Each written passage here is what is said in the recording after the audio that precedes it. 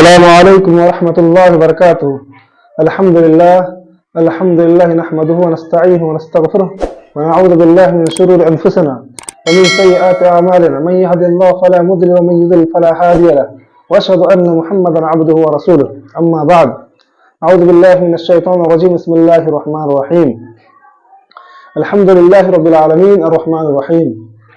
नाज़रीन इकराम, मैंने आपके सामने सूरत अल-फातिहा की फजीलत के मुतालिक चंद बातें पेश की थी। अब मैं सूरह फातिहा, उनके तर्जुमा, उनके तफसीर आपके पेश खिदमत रख रहा हूँ। आप हजरात, आप सामईन इकराम, आप नाज़रीन इकराम बाग़ौर क़ल्ब सुने और सुनने के साथ साथ इस पर ज़्यादा से ज़्यादा अमल करने की कोशिश करें। अल्लाह रब्बुल आलमीन फरमाता है, बिस्मिल्लाहिर रहमानिर रहीम, अल्हम्दुलिल्लाहि रब्बिल आलमीन अर्रहमानिर रहीम, कि मैं शुरू करता हूँ अल्लाह के नाम से जो निहायत मेहरबान बेहद रहम करने वाला है। सब तारीफें अल्लाह के लिए हैं जो सारे जहान का पालने वाला है, निहायत मेहरबान बेहद रहम करने वाला है। सामने इकराम, इसमें लफ्ज़ अल-हम्द, लफ्ज़ हम्द का तर्जुमा तारीफ करना और हम्द शुक्र में फ़र्क यह है कि हम्द सिर्फ जुबान से होता है और ज़रूरी नहीं कि किसी नियामत के मुकाबले में हो, जबकि शुक्र जुबान, दिल और दीगर आज़ा के जरिए किसी नियामत और दाद व दहिश पर होता है। सामने इकराम, इसलिए वो हम्द सना में और तमाम तारीफ तौसीफ की तमाम किस्में जो आसमान और जमीन के दरमियान हो सकती है, वह सब अल्लाह के लिए हैं। और इब्न जुरैर लिखते हैं कि अल्लाह ताला ने अपनी तारीफ खुद बयान करके अपने बंदों को तालीम दी है और उसकी तारीफ बयान करें।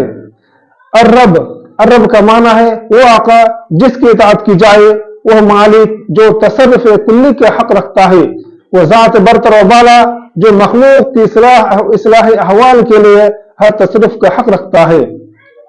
इसी तरह आलम की जमा है, अल्लाह ताला के अलावा हर चीज पर उसका इतलाक होता है। कुछ लोगों का ख्याल है कि आलम का इतलाक इस वजन और मलाइका और शयातीन पर होता है, बहाइम आलम में दाखिल नहीं। अल्लाह ताला सारे जहान वालों का आका व मालिक और उनमें तसर्रुफ करने वाला है। रब का एक माना मुरब्बी भी किया गया है, महतूर के तरबियत से मुश्तक है, यानी अल्लाह ताला अपनी मखलूक का बतौर आम और बतौर खास मुदब्बिर है। मालिक यौमिद्दीन, इय्याका नअबुदु व इय्याका नस्तईन, के क़यामत के दिन का मालिक है, हम तेरी ही इबादत करते हैं और तुझी से मदद मांगते हैं। इसमें अल्लाह ताला जिस तरह क़यामत के दिन का मालिक है, उसी तरह वह दूसरे तमाम दिनों का मालिक है। यहाँ क़यामत के दिन का जिक्र बिल खुसूस इसलिए किया आया है कि उस दिन तमाम मखलूक़ात की बादशाहत खत्म हो जाएगी, तमाम शाहन दुनिया और इनकी रियाया, तमाम आसद व गुलाम और छोटे बड़े सब बराबर हो जाएंगे और सिर्फ एक अल्लाह की मुल्कियत व बादशाह बाकी रहेगी। सभी उसके जलाल व जबरूत के सामने सरंगो होंगे, उसकी जन्नत के उम्मीदवार और उसके आजाब से खाइफ होंगे। अल्लाह ताला ने फरमाया है, लिल मुल्क यौमा लिल्लाहिल वाहिदिल क़हार, क़यामत के दिन अल्लाह ताला का कि आज किसकी बादशाहत है, फिर खुद ही जवाब देगा सिर्फ अल्लाह की जो एक है और क़हार है। सूरह गाफिर। उसी तरह इबादत का लफ्ज़ माना है जिल्लत और खुशू। शरीयत इस्लामिया में इबादत हर उस अमल को कहते हैं जिसमें अल्लाह के लिए कमाल मोहब्बत के साथ इंतहाई दर्जा का खुशू और खौफ शामिल हो। मालिक यौमिद्दीन, इय्याका नअबुदु व इय्याका नस्तईन, क़यामत के दिन का मालिक है, हम तेरी ही इबादत करते हैं और तुझी से मदद मांगते हैं। सामने इकराम, इय्याका नअबुदु व इय्याका नस्तईन, हाफिज इब्न क़य्यिम रहमतुल्लाह फरमाते हैं कि बंदा को यह हुक्म दिया गया कि वो हर नमाज में इय्याका नअबुदु व इय्याका नस्तईन कहे, इसलिए कि शैतान उसे शिर्क करने का हुक्म देता है और नफ्स इंसानी उसकी बात मानकर हमेशा गैरुल्लाह की तरफ मुल्तफित हो जाता है। इसलिए बंदा हर दम मुहताज है कि वो अपने अक़ीदा तौहीद को शिर्क की आलाइश से पाक करता रहे। हज़रत इब्न अब्बास रज़ियल्लाहु तआला अन्हु से बयान करते हैं کہ ہم تیری توحید بیان کرتے ہیں اے ہمارے رب، اور تجھ ہی سے ڈرتے ہیں اور تجھ ہی سے مدد مانگتے ہیں تیری بندگی کرنے کے لیے اور اپنے تمام امور میں۔ عبادت اللہ تعالیٰ کے نزدیک اسی وقت قابل قبول ہوگی جب وہ رسول صلی اللہ علیہ وسلم کی سنت کے مطابق ہو اور اس سے مقصود اللہ کی رضا حاصل ہو۔ اسی طرح سورۃ الفاتحہ میں توحید کی 3 قسموں کو مکمل طور پر اجاگر کیا گیا ہے، واضح طور پر بیان کیا گیا ہے۔ اس سورت میں توحید کے قسموں کو مختصر انداز میں بیان کیا گیا ہے۔ توحید ربوبیت، یعنی پہلے نمبر توحید ربوبیت، اللہ رب العالمین، یہ رب العالمین سے ماخوذ ہے۔ توحید ربوبیت یہ ہے کہ آسمان و زمین اور اس میں پائے جانے والی تمام مخلوقات کا خالق اور رازق و مالک و مدبر صرف اللہ تعالیٰ ہے۔ نمبر 2 توحید الوہیت، لفظ اللہ اور ایاک نعبد و ایاک نستعین سے ماخوذ ہے، اور اس کا مفہوم یہ ہے کہ عبادت کی جتنی قسمیں ہو سکتی ہیں ان سب کا مستحق صرف اللہ تعالیٰ ہے۔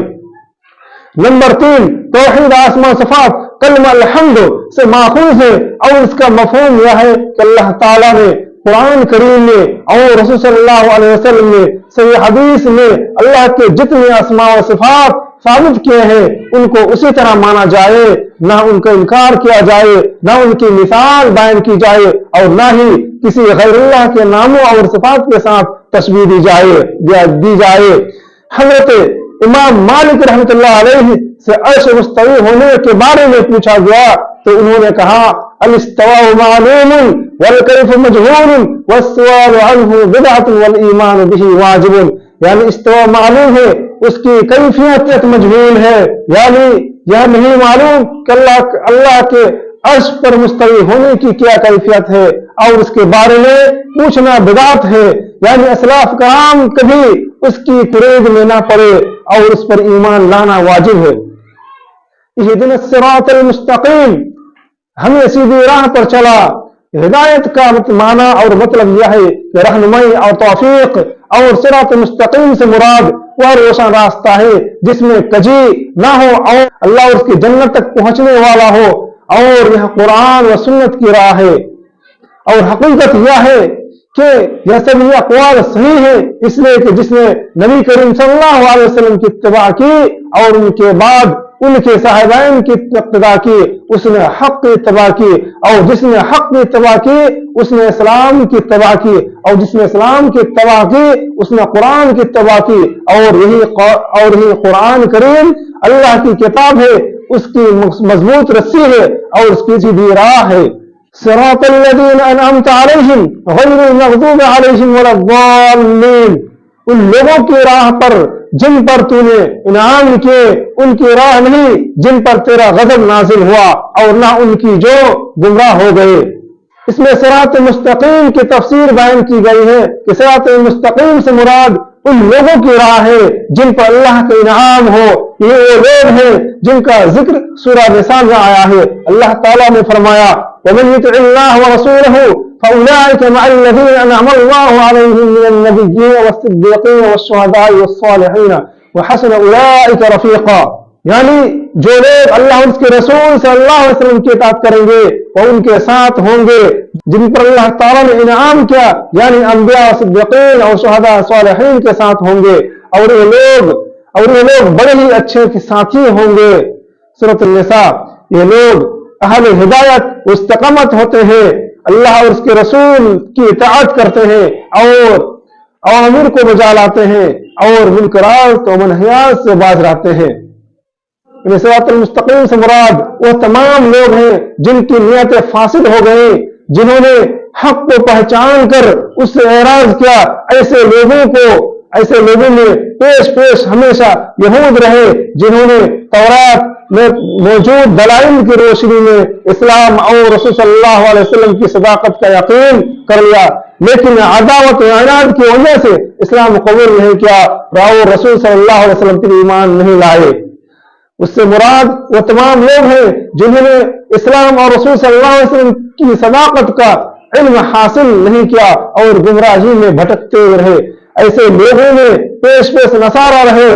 عدی بن حاتم رضی اللہ تعالیٰ عنہ سے ایک طویل حدیث مروی ہے جس میں انہوں نے اپنے اسلام لانے کا واقعہ بیان کیا۔ اس میں آتا ہے کہ نبی کریم صلی اللہ علیہ وسلم فرمایا المغضوب علیہم سے مراد یہود اور ضالین سے مراد نصارہ ہے۔